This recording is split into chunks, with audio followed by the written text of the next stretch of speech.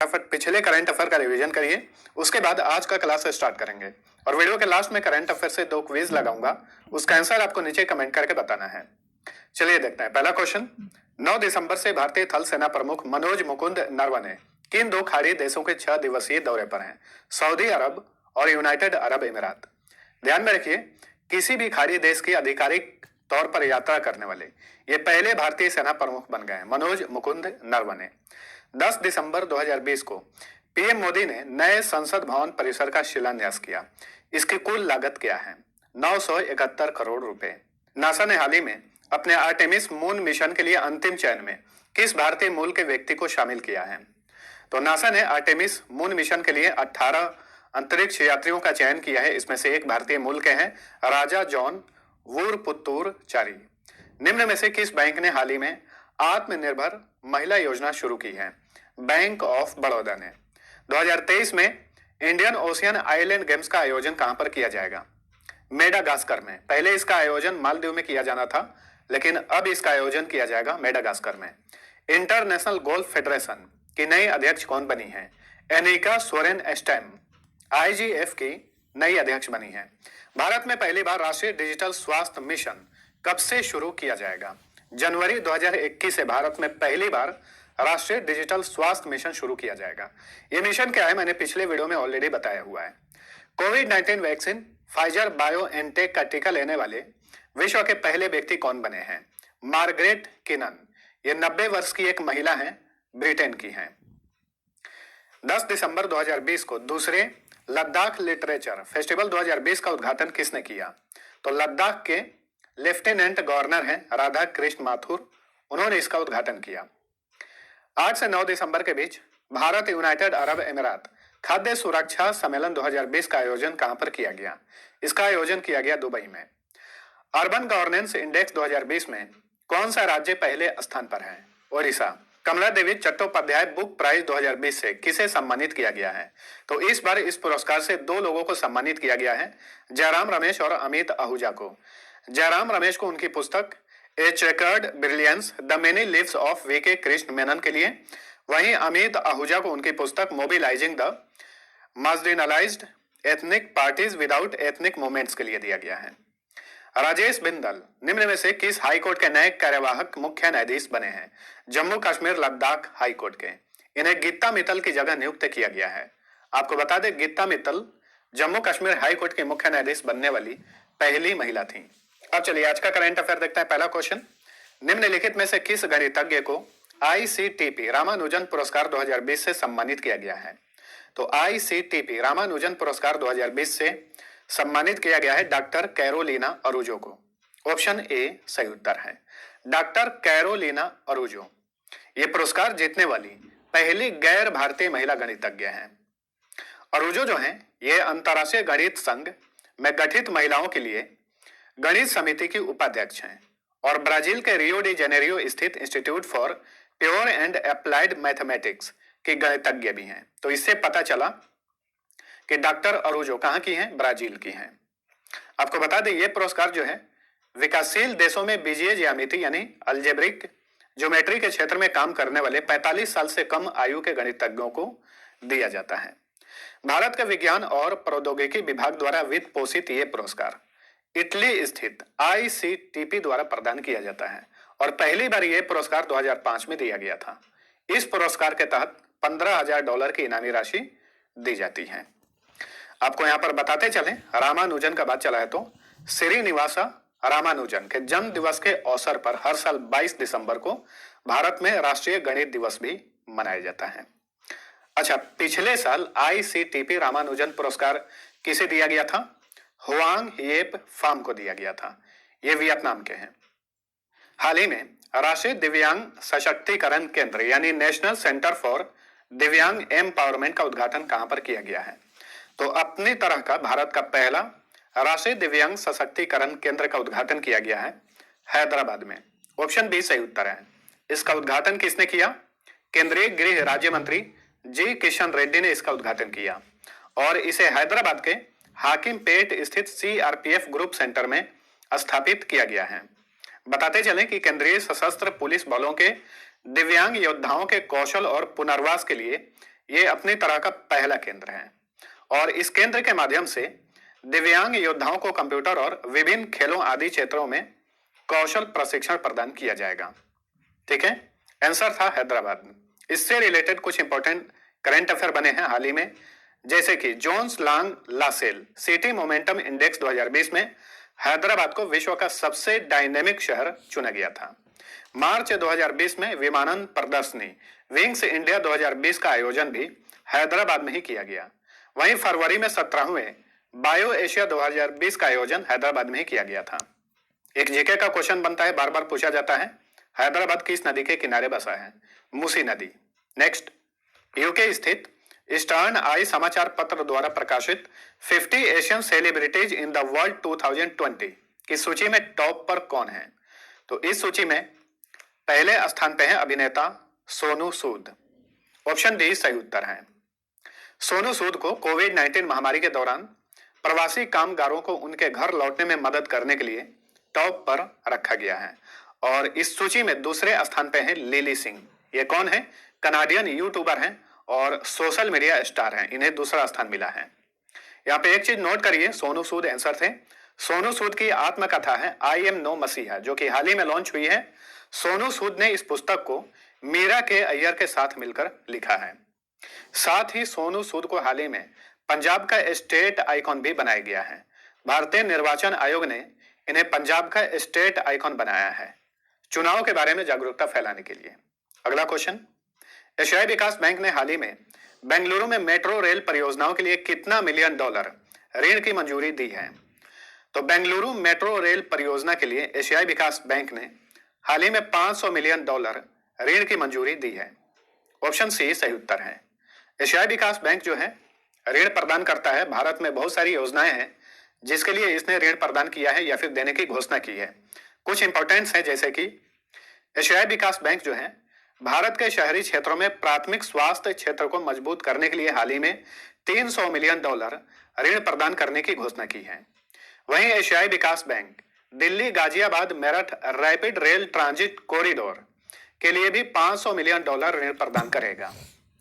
Note करने वाली बात यहां पर यह है कि भारत और न्यू डेवलपमेंट बैंक, ध्यान में रखिए, ये है एशियन डेवलपमेंट बैंक और ये है न्यू डेवलपमेंट बैंक। जो ब्रिक्स देश हैं उनका ये बैंक है, इसे न्यू डेवलपमेंट बैंक भी कहा जाता है। इसने भी Delhi Ghaziabad Meerut regional rapid transit system project के लिए 500 मिलियन डॉलर ऋण देने की घोषणा की है। इसके अलावा एडीबी यानी एशियाई विकास बैंक और भारत ने महाराष्ट्र में ग्रामीण क्षेत्रों में बिजली सुधार के लिए 346 मिलियन डॉलर और महाराष्ट्र में ही सड़क निर्माण और उन्नयन के लिए 177 मिलियन डॉलर ऋण के लिए समझौता किया है। एशियाई विकास बैंक और न्यू डेवलपमेंट बैंक, इन दोनों के बारे में जान लीजिए। एशियाई विकास बैंक का गठन हुआ था 19 दिसंबर 1966 को। हेडक्वार्टर फिलीपींस की कैपिटल मनीला में है। वर्तमान में इसके अध्यक्ष हैं मासात्सुगु असाकावा। एशियाई विकास बैंक के ये इसी साल अध्यक्ष बने हैं, इसलिए जरूरी है, ध्यान में रखिए। सदस्य देश 68 हैं। एनडीबी ट्रीटी साइन हुआ था 2014 में, लेकिन फोर्स में आया था 2015 में, इसलिए इसे मानेंगे कि एनडीबी की स्थापना 2015 में हुई थी। हेडक्वार्टर शंघाई में है। वर्तमान में इसके प्रेसिडेंट हैं मार्कोस प्राडो ट्राइजो। नेक्स्ट, 11 दिसंबर 2020 को किस विषय के साथ अंतर्राष्ट्रीय पर्वत दिवस मनाया गया? तो हर साल अंतर्राष्ट्रीय पर्वत दिवस 11 दिसंबर को मनाया जाता है। 2020 का थीम है माउंटेन बायोडाइवर्सिटी। ऑप्शन ए सही उत्तर है। संयुक्त राष्ट्र महासभा यानी यूनाइटेड नेशन जनरल असेंबली ने पहली बार यह दिवस 2003 में मनाया था। इसी दिन एक और दिवस भी मनाया जाता है 11 दिसंबर को। कौन सा दिवस? यूनिसेफ दिवस। ठीक है, यूनिसेफ की स्थापना हुई थी 11 दिसंबर 1946 को, इसीलिए हर वर्ष 11 दिसंबर को यूनिसेफ दिवस मनाया जाता है। वहीं यूनाइटेड नेशन डे हर साल 24 अक्टूबर को मनाया जाता है, उस बात को भी ध्यान में रखिए। अगला क्वेश्चन, वर्ल्ड स्क्वैश फेडरेशन के नए अध्यक्ष कौन बने हैं? वर्ल्ड स्क्वैश फेडरेशन की अध्यक्ष बनी है जेना वोल्ड्रिज। ऑप्शन सी सही उत्तर है। इन्हें किसकी जगह नियुक्त किया गया है? जेना वोल्ड्रिज जो है ये इंग्लैंड की हैं और इन्हें जैक्स फोंटेन की जगह नियुक्त किया गया है। ठीक है, आपको बता दें जेना जो है ये वर्ल्ड स्क्वैश फेडरेशन की 10वीं अध्यक्ष बनी है और वे न्यूजीलैंड की सुसी सिमकोक के बाद अध्यक्ष बनने वाली दूसरी महिला हैं। यानी WSF की अध्यक्ष बनने वाली जेना जो है दूसरी महिला हैं। WSF की स्थापना 1967 में की गई थी। हेडक्वार्टर ईस्ट ससेक्स इंग्लैंड में है। वर्तमान में एमेरिटस प्रेसिडेंट हैं जहांगीर खान, ये पाकिस्तान से बिलोंग करते हैं। केंद्रीय खेल मंत्री किरेन रिजिजू ने संन्यास ले चुके खिलाड़ियों को रोजगार प्रदान करने के लिए पूरे भारत में कितने खेलो इंडिया केंद्र स्थापित करने की घोषणा की है? तो हाल ही में केंद्रीय खेल मंत्रालय ने ऐसे खिलाड़ी जो संन्यास ले चुके हैं उन्हें रोजगार प्रदान करने के लिए पूरे देश भर में 1000 खेलो इंडिया केंद्र स्थापित करने की घोषणा की है। तो ये है खेलो इंडिया केंद्र, और सरकार ने, केंद्रीय खेल मंत्रालय ने ही खेलो इंडिया कार्यक्रम योजना भी लॉन्च किया है। उस योजना के बारे में भी जान लीजिए। तो खेलो इंडिया केंद्र स्थापित किया जाएगा वैसे खिलाड़ियों के लिए जो संन्यास ले चुके हैं उन्हें रोजगार प्रदान करने के लिए। लेकिन खेलो इंडिया कार्यक्रम योजना जो है भारत में खेल संस्कृति को बेहतर बनाने के उद्देश्य से शुरू किया गया है। खेलो इंडिया कार्यक्रम योजना की शुरुआत 2018 में की गई थी और इस योजना के तहत प्रतिभावान खिलाड़ियों को 5 लाख रुपए से 8 लाख रुपए तक की वित्तीय सहायता राशि प्रदान की जाती है। यहाँ पर खेलो इंडिया का बात चला है, एक दो बातें ध्यान में रखिए। इसी साल जनवरी में तीसरे खेलो इंडिया यूथ गेम्स का आयोजन गुवाहाटी में किया गया था, जिसमें सबसे अधिक पदक महाराष्ट्र ने जीता, 256 पदक। खेलो इंडिया यूथ गेम्स की शुरुआत 2018 में की गई थी केंद्रीय खेल मंत्रालय द्वारा। वहीं इसी साल फरवरी मार्च में पहला खेलो इंडिया यूनिवर्सिटी गेम्स का भी आयोजन किया गया। कहां पर? ओडिशा की कैपिटल भुवनेश्वर में। किस भारतवंशी को अमेरिकी संसद के कांग्रेसनल प्रोग्रेसिव कॉकस यानी CPC का अध्यक्ष चुना गया है? तो अमेरिकी संसद के कांग्रेसनल प्रोग्रेसिव कॉकस की अध्यक्ष बनी है भारतीय मूल की हैं प्रमिला जयपाल। ऑप्शन डी सही उत्तर है। इसी के साथ प्रमिला जयपाल अमेरिका में 117वीं कांग्रेस के सबसे शक्तिशाली सांसदों में शामिल हो गई हैं। ठीक है, अमेरिका में चुनाव हुआ है और बहुत सारे भारतीय मूल के ऐसी महिला या फिर व्यक्ति हैं जिन्होंने कुछ अच्छा पद ग्रहण किया है। आने वाले एग्जाम्स के लिए इंपॉर्टेंट है, एक बार जान लीजिए। माला अडेगा ये भारतीय मूल की हैं और जो बाइडन जो अमेरिका के 46वें राष्ट्रपति होंगे उनकी पत्नी का नाम है जिल बाइडन। उनका नीति निदेशक बनाया गया है माला अडेगा को। वहीं कमला हैरिस भी भारतीय मूल की हैं और ये अमेरिका की अगली उपराष्ट्रपति होंगी। ये भी जनवरी में पदभार ग्रहण करेंगी और इस तरह से ये पहली अश्वेत महिला होंगी जो कि अमेरिका की उपराष्ट्रपति बनेंगी। इस बात को ध्यान में रखिए। ठीक है, अब आगे बढ़ते हैं।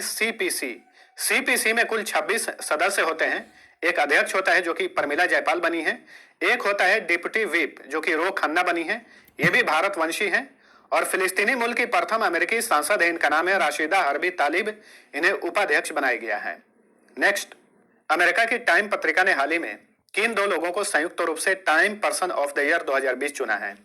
तो 2020 के लिए टाइम पत्रिका ने time person of the year से सम्मानित किया है जो बाइडन और कमला हैरिस को। ऑप्शन सी सही उत्तर है। तो अमेरिकी राष्ट्रपति चुनाव जीत लिए हैं जो बाइडन। डोनाल्ड ट्रंप को 2016 में टाइम पत्रिका ने time person of the year चुना था। कुछ इंपॉर्टेंट फैक्ट्स हैं। टाइम की प्रथम kid time person of the year से सम्मानित किया गया है गीतांजलि राव को, ये भारतीय मूल की हैं और हाल ही में मैंने आप सभी को बताया था। Time person of the year जो है ये 1927 में शुरू किया गया था। 1927 से ही किसी ना किसी को time person of the year घोषित किया जाता है। अच्छा, पिछले साल ये खिताब किसे दिया गया था? ग्रेटा थनबर्ग को। ये स्वीडन की जलवायु कार्यकर्ता है। टाइम्स मैगजीन जो है ये अमेरिका की एक साप्ताहिक पत्रिका है। 1923 में इसका गठन हुआ था। हेडक्वार्टर न्यूयॉर्क में है। एडिटर इन चीफ हैं एडवर्ड फालसेंथल। नेक्स्ट, हाल ही में एशियाई विकास बैंक ने विकासशील देशों को वैक्सीन खरीदने और वितरित करने हेतु समर्थन प्रदान करने के लिए ऐप वैक्स लॉन्च की है। यहाँ पे ऐप वैक्स का पूर्ण रूप क्या है, यानी इसका फुल फॉर्म क्या है? तो ऐप वैक्स का फुल फॉर्म है Asia Pacific vaccine access facility.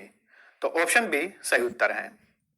इस स्कीम के लिए एशियाई विकास बैंक ने 9 बिलियन अमेरिकी डॉलर आवंटित किए हैं ताकि घातक वायरस के खिलाफ टीकों की खरीद की जा सके। तो कितना आवंटित किया गया है एडीबी द्वारा? 9 बिलियन डॉलर। ठीक है, इसके अलावा एडीबी ने कोविड-19 टीकों के आयात में निजी क्षेत्रों को सहयोग देने के लिए 1 बिलियन डॉलर आवंटित किया है। आपको बता दें कि अप्रैल 2020 में एडीबी ने कोविड-19 महामारी के प्रभावों को दूर करने और त्वरित सहायता प्रदान करने के लिए विकासशील देशों के लिए 20 बिलियन डॉलर की स्वीकृति प्रदान की थी। 10 दिसंबर से भारत जल प्रभाव शिखर सम्मेलन के किस संस्करण का आयोजन शुरू हुआ है? तो 10 दिसंबर से भारत जल प्रभाव शिखर सम्मेलन का आयोजन शुरू हुआ है। 15 दिसंबर तक इसका आयोजन किया जाएगा और इस सम्मेलन का इस बार ये 5वां संस्करण है और इस सम्मेलन का आयोजन इस बार वीडियो कॉन्फ्रेंसिंग के माध्यम से किया जा रहा है। इस सम्मेलन का थीम बताइए। इस सम्मेलन का विषय है comprehensive analysis and holistic management of reverse and water bodies with A focus on earth Ganga. अब अर्थ गंगा क्या है इसके बारे में हम आगे जानते हैं। सबसे पहले इस सम्मेलन का उद्देश्य क्या है वो जान लीजिए। नदी प्रबंधन के लिए भारत और कई अन्य देशों के बीच अंतर्राष्ट्रीय सहयोग को बढ़ावा देना इस सम्मेलन का मुख्य विषय है और इसका आयोजन करता है national mission for clean Ganga और centre for Ganga river basin management and studies. ठीक है, अर्थ गंगा क्या है? यह गंगा नदी से संबंधित आर्थिक गतिविधियों पर केंद्रित एक योजना है, केंद्र सरकार की योजना है, जिसके तहत किसानों को गंगा नदी के किनारे सतत कृषि प्रथाओं, पौधों की नर्सरी बनाने, शून्य बजट खेती, फलदार पेड़ लगाने के लिए प्रोत्साहित किया जाता है। अर्थ गंगा का एक अन्य उद्देश्य गंगा में पानी से जुड़े खेल, वॉकिंग ट्रैक, कैंप साइट्स और साइकिलिंग आदि के लिए बुनियादी ढांचों का निर्माण करना है। तो ये है अर्थ गंगा। अगला क्वेश्चन है, हाल ही में किसने फिटनेस का डोज आधा घंटा रोज अभियान शुरू किया है? तो फिटनेस का डोज आधा घंटा रोज अभियान ये शुरू किया है केंद्रीय खेल और युवा मामलों के मंत्रालय ने। ऑप्शन सी सही उत्तर है। केंद्रीय खेल मंत्री हैं किरेन रिजिजू, उन्होंने इस अभियान की शुरुआत की है। इस अभियान को फिट इंडिया मूवमेंट के तहत लॉन्च किया गया है। फिटनेस का डोज आधा घंटा रोज, नाम से ही पता चल रहा है कि कम से कम लोग जो है डेली आधा घंटा एक्सरसाइज करें, अपने फिटनेस पे ध्यान दें, इसीलिए इस अभियान की शुरुआत की गई है। अच्छा, फिट इंडिया की बात करें, फिट इंडिया मूवमेंट, तो इसकी शुरुआत प्रधानमंत्री नरेंद्र मोदी ने पिछले साल 29 अगस्त को दिल्ली के इंदिरा गांधी स्टेडियम से शुरुआत की थी। वहीं हाल ही में फिट इंडिया मूवमेंट का ब्रांड एम्बेसडर बनाया गया है कुलदीप हांडू को और पिछले साल इसकी ब्रांड एम्बेसडर बनी थी शिल्पा अग्रवाल। नेक्स्ट, निम्न में से किस राज्य ने हाल ही में जगन्नाथ जीव क्रांति योजना की शुरुआत की है? जगन्नाथ जीव क्रांति योजना, जगन्ना पे ध्यान दीजिए। मैंने कई बार आप सभी को बताया है कि जगन्ना जहां पे नाम आ जाए जिस भी योजना के साथ, आप समझ जाना कि आंध्र प्रदेश की योजना है। तो हाल ही में आंध्र प्रदेश की सरकार ने जगन्नाथ जीव क्रांति योजना शुरू की है। यह योजना क्या है वो जानिए। इस योजना का उद्देश्य YSR चेउथा और YSR आसरा योजना के लाभार्थियों को भेड़ और बकरी वितरित किए जाएंगे और इस योजना को 1869 करोड़ रुपए की लागत से शुरू किया गया है। यानी इस योजना के लिए आंध्र प्रदेश की सरकार ने 1869 करोड़ रुपए आवंटित किए हैं। अब आंसर है आंध्र प्रदेश। यहां से रिलेटेड बहुत सारे इंपॉर्टेंट क्वेश्चन बने हैं 2020 में, जैसे कि हाल ही में आंध्र प्रदेश की सरकार ने ऑनलाइन गेमिंग पर प्रतिबंध लगा दिया है, वहां पर यह बिल पास हो गया है। गो इलेक्ट्रिक पहल वहां की सरकार ने शुरू की है। कुछ प्रमुख योजनाएं हैं, जगन्ना थोडू योजना, जगन्ना विद्या कनुका योजना, नोडू नेडू योजना, जगन्ना विद्या दिवेना योजना, सभी वहां की सरकार ने शुरू किया है। इसी के साथ आरोग्य श्री हेल्थ केयर योजना भी शुरू किया गया है। Nigha app, Covid pharma app Andhra Pradesh ने लॉन्च किया है। अब बात करते हैं आंध्र प्रदेश स्टेट के बारे में। ये बताइए, आंध्र प्रदेश की सीमा भारत के कितने राज्यों से लगती है? 5 राज्यों से लगती है। तमिलनाडु, कर्नाटक, तेलंगाना, छत्तीसगढ़ और ओडिशा। गठन हुआ था 1 अक्टूबर 1953 को। भाषा के आधार पर गठित होने वाला यह भारत का पहला राज्य है। जिलों की संख्या 13, प्रस्तावित राजधानियां 3 है, लेकिन अभी जो भी आंध्र प्रदेश का काम होता है हैदराबाद से ही होता है। हैदराबाद तेलंगाना की कैपिटल है। प्रस्तावित राजधानियां हैं अमरावती, विशाखापट्टनम और कुर्नूल। और इस तरह से ये भारत का पहला ऐसा राज्य होगा जिसकी 3 राजधानियां होंगी। इन तीनों राजधानियों को विकसित किया जा रहा है। YS जगन मोहन रेड्डी यहाँ के मुख्यमंत्री हैं। राज्यपाल हैं विश्वभूषण हरिचंदन। मुख्य न्यायाधीश हैं JK माहेश्वरी। आंध्र प्रदेश का हाई कोर्ट अमरावती में है। लोकसभा सीट 25, राज्यसभा सीट 11, विधानसभा सीट कुल 176 है। एक सीट पर राज्यपाल द्वारा मनोनीत किया जाता है। विधान परिषद सीट की संख्या 58 है। एक चीज यहाँ पे ध्यान में रखिए, वहां की सरकार जो है विधान परिषद को समाप्त करना चाहती है। इसके लिए वहां की सरकार ने एक बिल को भी पारित किया है। राजकीय पशु काला हिरन, राजकीय पक्षी रामाचिलुका, राजकीय वृक्ष नीम, राजकीय फूल चमेली, राजकीय खेल कबड्डी। कुचिपुड़ी वहां का शास्त्रीय नृत्य है। घंटा मर्दाला कुम्मी, छड़ी तथा सिद्धि मधुरी लोक नृत्य है प्रसिद्ध है। Venkateswara national park, Papikonda national park सभी आंध्र प्रदेश में है। श्री साइलम बांध, बसवा सागर बांध कृष्णा नदी पर। चेंचूस, कौडस, सवारा, गदवा वहां की प्रमुख जनजातियां हैं। तेलुगु वहां की आधिकारिक भाषा है। तेलंगाना की भी आधिकारिक भाषा तेलुगु है। तो फ्रेंड्स, ये था हमारा आज का करंट अफेयर। वीडियो पसंद आया है तो लाइक और शेयर जरूर करना। अब पिछले क्विज का आंसर जानिए। पहला क्वेश्चन था, भारत सरकार ने गणतंत्र दिवस 2021 के मुख्य अतिथि के रूप में किसे आमंत्रित किया है? तो इसका सही उत्तर था बोरिस जॉनसन, जो कि ब्रिटेन के प्रधानमंत्री हैं। दूसरा क्वेश्चन था, कचरे पर आधारित कर्नाटक का पहला बिजली संयंत्र कहां स्थापित किया जाएगा? तो इसका सही उत्तर था ऑप्शन डी, बेंगलुरु।